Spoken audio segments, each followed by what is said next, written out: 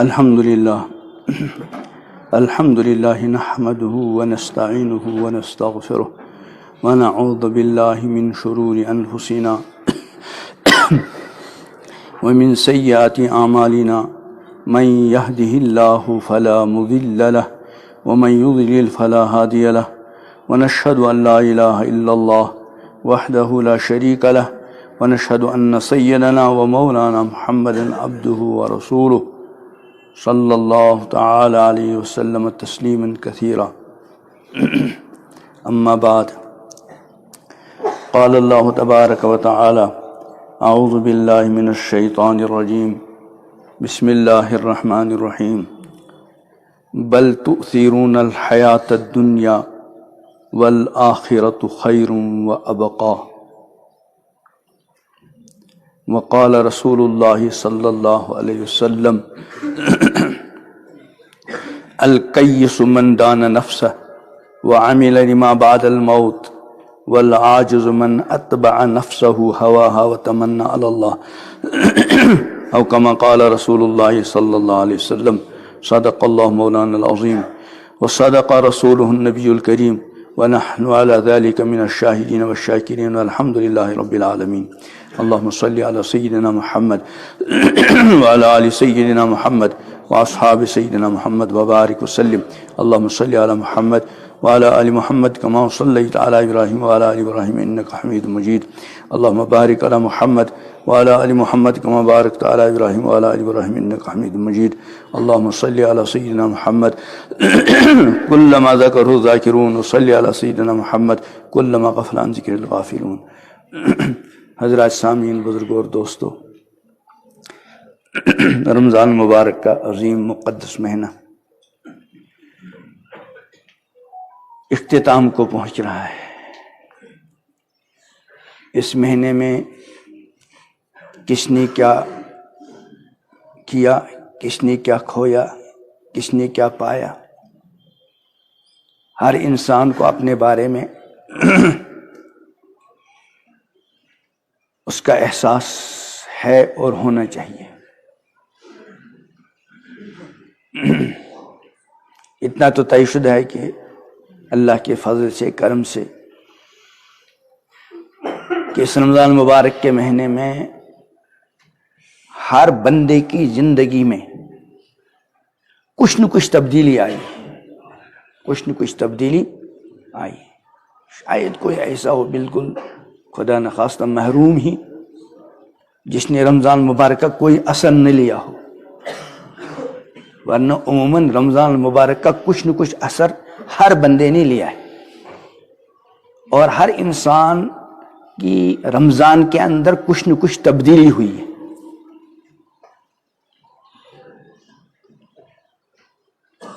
اب جو ہماری ذمہ داری ہے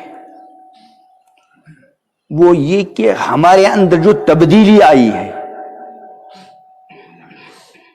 ہم خدا نخواستہ کہیں عید کا چاند نظر آتے ہی بالکل الٹے پاؤں نہ جائیں، اور ایسا بہت دیکھا جاتا ہے۔ فجر کی نماز ماشاءاللہ رمضان مبارک میں ہر جگہ اچھا خاصا مجمع ہوتا ہے، لیکن جہاں عید کا چاند نظر آیا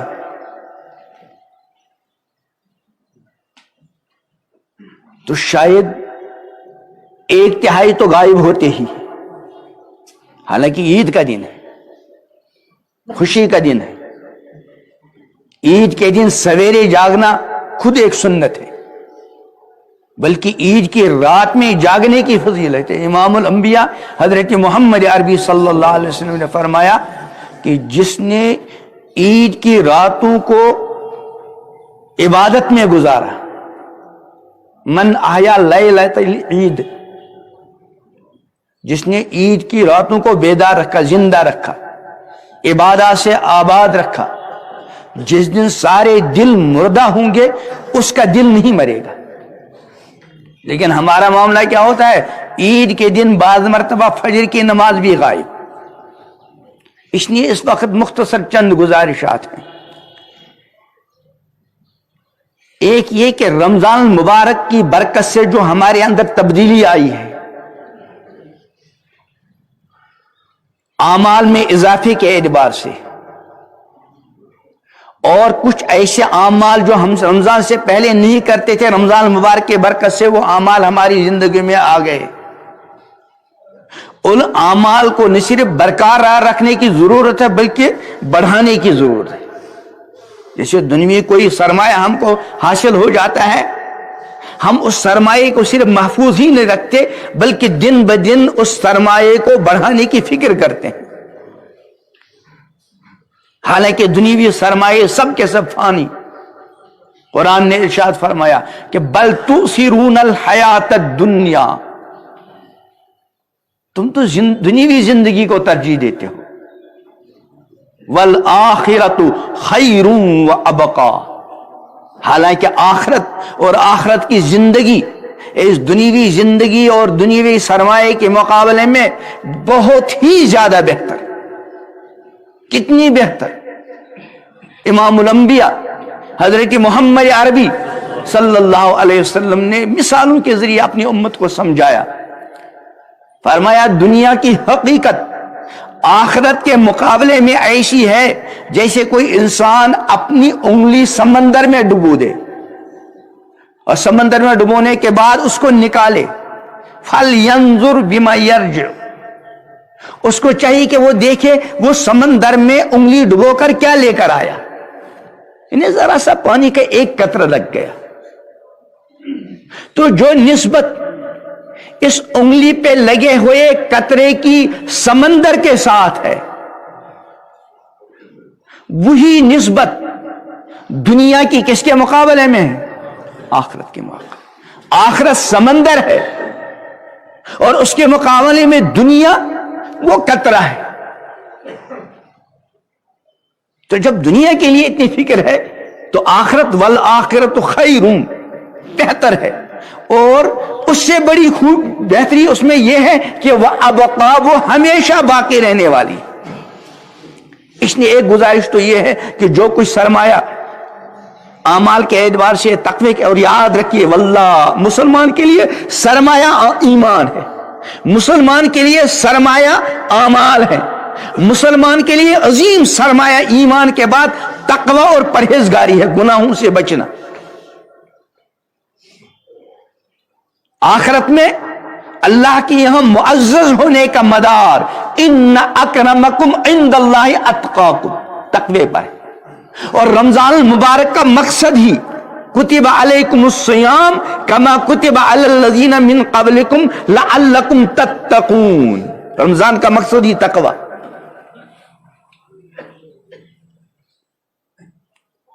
اس لیے خود بھی اور اپنے گھر والوں کو بھی یہ بات سمجھائیں کہ رمضان المبارک کے اندر جو ہماری زندگی میں تبدیلی آئی ہے اور ہم کچھ نہ کچھ آگے بڑھے ہیں اللہ کے فضل سے، اللہ کے کرم سے. کہیں ایسا نہ ہو کہ خدا نخواستہ عید کا چاند نظر آتے ہی الٹے پاؤں واپس جائیں.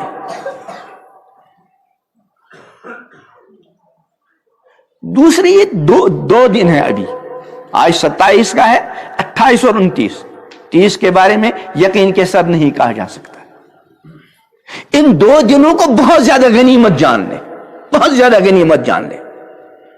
اور گزشتہ رمضان ان ایام میں جو خامیاں ہمارے اندر رہ گئی اور یقین رہ گئی ہوں گی، اللہ سے رو رو کے گڑ گڑا کے اپنی خامیوں کی معافی مانگے اور ان 2 دنوں کی بہت زیادہ قدر کریں، ان 2 راتوں کی بہت زیادہ قدر کریں. جبکہ ہمارے یہاں معاملہ کیا ہوتا ہے، بعض تو کل ہی سے نہیں تو پرسوں کا پورا دن ہمارا بازار میں گزرے گا، گوشت خریدنے میں اور نہ معلوم کن کن چیزوں کے خریدنے میں. یعنی اتنا قیمتی دن رمضان المبارک کا اور اخیر والا دن. اب پتہ نہیں اس کے بعد کوئی دن رمضان کا نصیب ہوگا بھی کہ نہیں. اس کو صرف خریداری میں ختم کرنا یہ خسارے والا کام. ٹھیک ہے آپ کی ضروریات ہیں، مختصر سی خریدیے. عید منانے کا دار و مدار مختلف قسم کے پکوانوں پر نہیں، عالی شان قبروں پر نہیں. اصل عید تو اس خوش نصیب بندے کے لیے ہے جس نے رمضان المبارک کی قدر کی اور اس عظیم مقدس مہینے میں اللہ تعالی سے اپنے گناہوں کی معافی کروائی. اس خوش نصیب بندے کو اگر عید کے دن کھانے کو بھی نہ ملے پھر بھی واللہ عید اصل میں اسی کی ہے. اور جس نے رمضان المبارک کی قدر نہ کی، پکوانوں سے طرح طرح کے اور عالی شان لباس سے، حقیقت میں وہ عید نہیں. ٹھیک ہے عید خوشی کا دن ہے، لیکن خوشی کا یہ مطلب نہیں کہ ہم شریعت کو پامال کریں. اور ہوتا ہے، مجھے یاد ہے کئی سال پہلے میں عید کے دوسرے دن گیا بانڈی پورہ. الامان الحفیظ، جوان بیٹیاں، جوان بچے سڑکوں پر آوارہ. کتنے بے غیرت ہیں وہ گھر کے بڑے، کتنے بے غیرت ہیں وہ بچیوں کے والدین جن کی بیٹیاں عید کے دن پارکوں میں ہوتی ہیں اور غیر محرم لڑکوں کے ساتھ گپ شپ مناتی.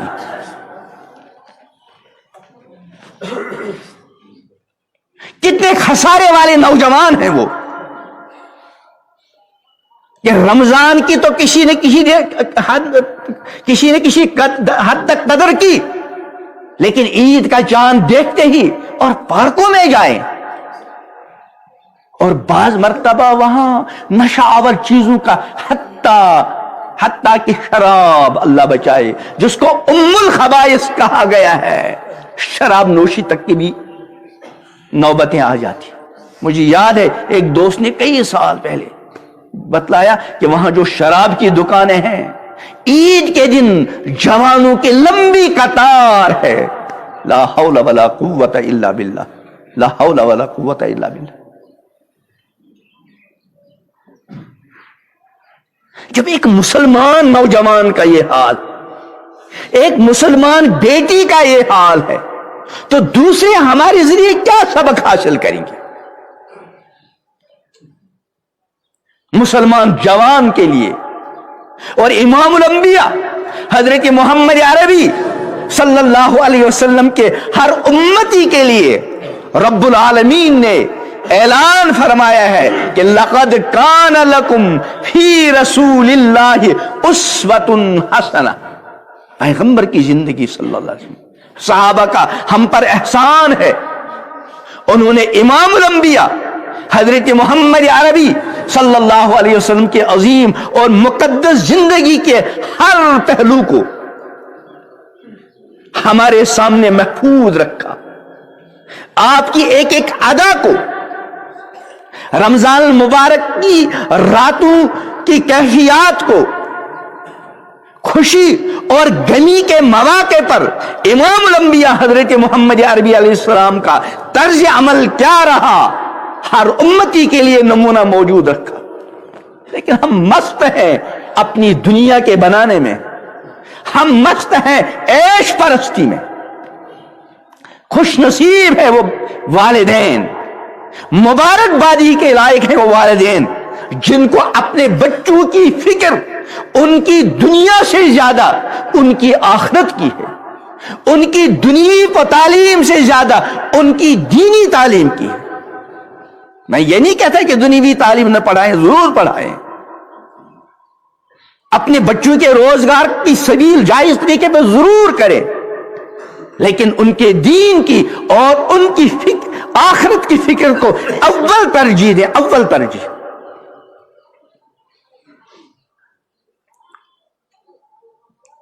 تو میں عرض کر رہا تھا، اب عید کا چاند نظر آتے ہی یوں ہی سرکش شیاطین آزاد ہو گئے. چاند نظر آتے ہی شیطان اپنا تسلط جمانا پھر سے شروع کرتے. اور کیسے پتہ لگے گا کہ ہم پر شیطان پھر مسلط ہو گیا؟ وہ ایسے ہی پتہ چلے گا کہ جس طرح ہم رمضان سے پہلے تھے ہم پھر الٹے پاؤں گے. اب وہ نمازوں کی وہ پابندی نہیں, اور جن گندے تعلقات کے اندر مبتلا تھے رمضان مبارک کی برکت سے, اللہ کے فضل سے وہ گندے تعلقات چھوٹ گئے. کہیں ایسا نہ ہو خدا نہ خواستہ پھر ان گندے تعلقات میں مبتلا ہو جائے. یاد رکھیے میری اور آپ کی ہر نقل حرکت نوٹ کی جا رہی ہے رب العالمین کی طرف سے. قرآن میں ہے وَكُلَّ إِنسَانٍ أَلْزَمْنَاهُ طَائِرَهُ فِي عُنُقِهِ. اس کا خلاصہ یہ بیان کیا گیا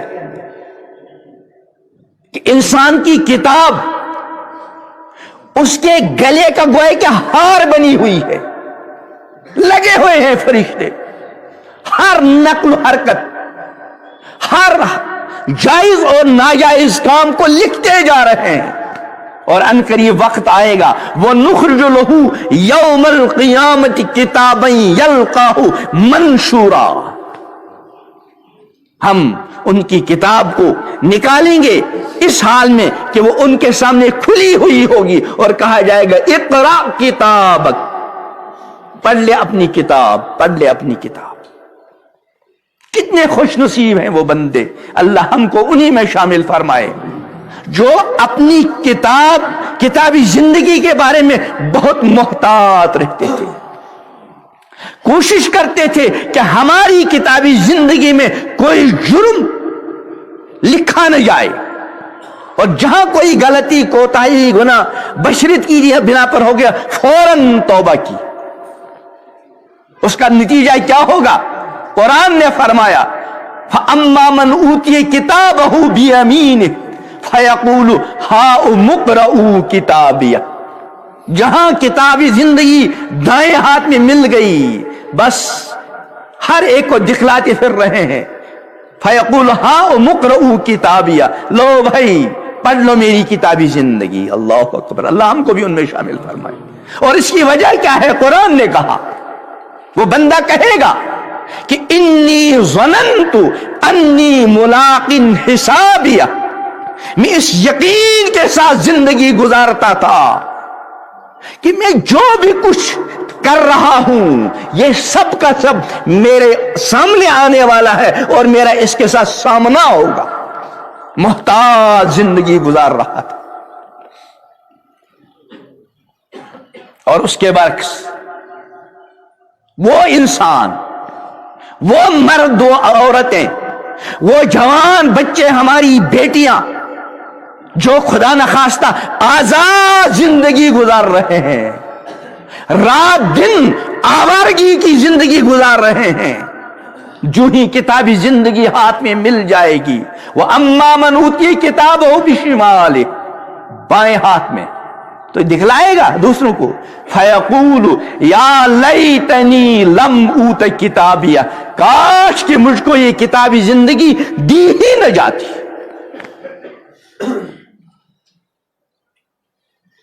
بزرگوں اور دوستوں, اگر آخرت میں جزا اور سزا کا معاملہ نہ بھی ہوتا, حالانکہ آخرت میں جزا اور سزا کا معاملہ یقینی ہے اور ہمارے ایمان کا حصہ ہے, لیکن سمجھانے کے لیے عرض کر رہا ہوں, اگر نبی ہوتا صرف اتنا ہوتا کہ جو کچھ ہم کر رہے ہیں دنیا میں وہ بس ہمارے سامنے آنے والا ہے, ہماری کتابی زندگی ہمارے والدین کے سامنے, ہمارے بیوی بچوں کے سامنے, ہمارے دوستوں کے سامنے کھول کر پیش کی جائے گی. اتنا ہی ہوتا. جب بھی ایک ایمان والے بندے اور ایمان والی بندی کی ہمت نہیں ہونی چاہیے تھی کہ وہ کوئی جرم کرے, چجائے کہ نیکیوں کے بدلے میں ابدی زندگی, ابدی راحت, ابدی سکون, ابدی عزت, اور جرائم کے بدلے میں بدترین سزا, ایسی سزا جس کا انسان دنیا میں تصور بھی نہیں کر سکتا.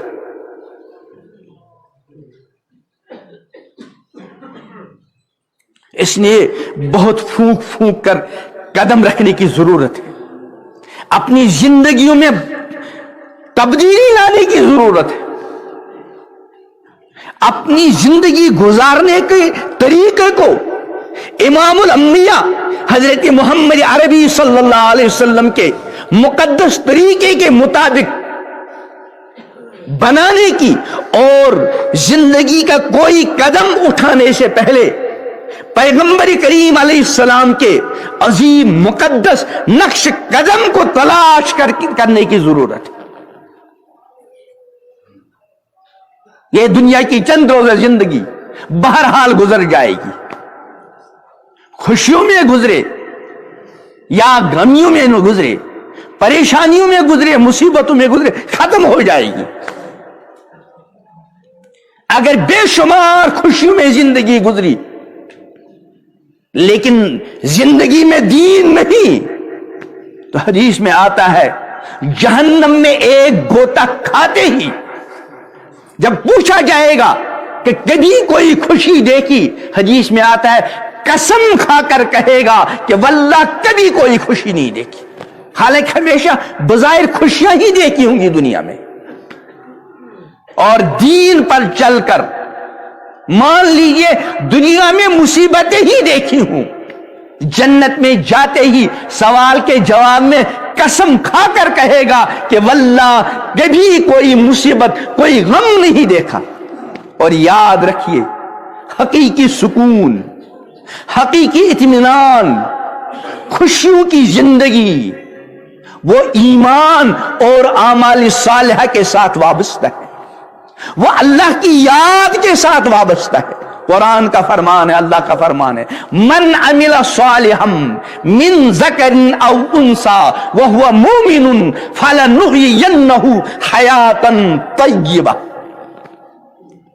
جس کسی نے بھی اچھے اعمال کیے، مرد ہو یا عورت، بشرطے کہ ایمان والے ہوں، ضرور بھی ضرور ہم ان کو دنیا میں ہی حیات طیبہ، پاکیزہ زندگی، پر لطف زندگی عطا کریں گے. اور فرمایا الذین آمنوا تطمئن قلوبہم بذکر اللہ، جو ایمان والے ہیں ان کے دلوں کو اطمینان ہوتا ہے، مطمئن ہوتے ہیں ان کے دل اللہ کی یاد سے. پھر فرماتے ہیں الا خبردار یاد رکھو بذکر اللہ تطمئن القلوب، اللہ کی یاد ہی سے دلوں کو اطمینان. مال دولت، عزت و شہرت، اس پر اطمینان اور سکون قلبی کا مدار نہیں. سکون قلبی کا مدار اللہ کی فرما برداری اور اللہ کی یاد میں رکھا ہوا ہے. اور اس کے برعکس مجرمانہ زندگی گزارنے پر آخرت میں جو کچھ ہے وہ تو ہے، دنیا میں کیا ہوگا؟ فرمایا وَمَنْ أَعْرَضَ عَنْ ذِكْرِي، جس نے اعراض کیا، منہ پھیرا میری یاد سے، میرے حکم کو پامال کرتا رہا، نفس الشیطان کی پیروی میں اپنی زندگی گزاری. من اعرض عن ذکری فإن له معیشتا ضنکا، یقیناً اس کے لیے بے چینی کی زندگی دنیا میں اور آخرت میں. فرمایا وَنَحْشُرُهُ يَوْمَ الْقِيَامَةِ أَعْمَى، قیامت کے دن ہم اس کو اندھا بنا کر اٹھائیں گے، اندھا بنا کر. کہے گا قال ربی لما حشرتنی اعمیٰ، پروردگار مجھے اندھا بنا کر کیوں اٹھایا؟ وقد کنت بصیرا، میں تو بینا تھا. اللہ فرمائیں گے جل شانہ کذالک اتتک آیاتنا فنسیتها، اسی طرح دنیا میں تیرے پاس میری آیات آئی تھی، میرے احکام آئے تھے، فنسیتها، تو نے ان کو دنیا میں بھلا دیا. فکذالک اليوم تنسا، اسی طرح تجھے آج بھلا دیا جائے گا. اور جس کو اللہ آخرت میں بھلا دے، واللہ ثم واللہ، اس کو کوئی یاد رکھنے والا نہیں. انبیاء کی شفاعت برحق، لیکن جس کو اللہ بھلا دے اس کے لیے کوئی نہیں. اس لیے یہ جمعے کا اس رمضان المبارک کا آخری جمعہ ہے. اللہ ہی بہتر جانتا ہے آئندہ رمضان المبارک میں کس کو جمعہ پڑھنا نصیب ہوتا ہے کس کو نہیں ہوتا. اللہ ہی بہتر جانتا ہے. اس لیے آج مسجد سے یہ عہد کر کے اٹھیں گے انشاءاللہ کہ اپنی اور اپنے اہل و عیال کی آخرت کی فکر، دین کی فکر، اس کو ہم مقدم رکھیں گے. میں یہ نہیں کہہ رہا تھا اپنے بچوں کی دنیا کی فکر نہ کریں، وہ ہماری ذمہ داری ہے اپنے اہل و عیال کے بارے میں فکر کرنا، ان کے لیے کھانے پینے اور دیگر ضروریات کا بندوبست کرنا، وہ ہماری ذمہ داری ہے. اور اگر اچھے جذبے کے ساتھ اپنی ضروریات اور اپنے اہل و عیال کی ضروریات کو پورا کرنے کے لیے حلال کمایا، یہ بھی آخرت میں سرخ روئی کا ذریعہ بنے گا. لیکن بہرحال یہ ضرورت، لیکن اصل چیز جو ہے وہ دین اور آخرت، دین اور آخرت. اس لیے آج یہ عہد کر کے اٹھیے کہ انشاءاللہ ہم اپنے گھر والوں کی کم سے کم ایک تو عمومی فکر کرنی ہے. ہر ایمان بلکہ پوری انسانیت کے لیے ایمان والا بندہ فکر مند ہونا چاہیے. ہماری منصبی ذمہ داری ہے. میں نے کل بھی کہا تھا کہ دو کام ہمارے اہم ہیں، ایک تو اللہ کی عبادت اور دوسرے انسانیت کی نفع رسانی، انسانیت کی خیر خواہی. کنتم خیر امت اخرجت للناس، تم بہترین امت ہو، تم کو لوگوں کی ہمدردی خیر خواہی کے لیے پیدا کیا گیا. تو ساری انسانیت کی خیر خواہی، ساری انسانیت کو بھلائیوں کی طرف لانا ہمارا منصب ہے، ہماری ذمہ داری ہے. لیکن الاہم فالاہم کے ضابطے کے مطابق سب سے پہلی ذمہ داری اپنی ذات کی، اس کے بعد اپنے گھر والوں کی، اور اس کے بعد الاقرب فالاقرب. اللہ تعالیٰ ان منتشر باتوں کو میرے لیے بھی آپ حضرات کے لیے مفید کارآمد بنائے. اللہ تعالیٰ ہماری اور پوری امت کے روزوں کو قبول فرمائے، قیام کو قبول فرمائے، عبادات کو قبول فرمائے.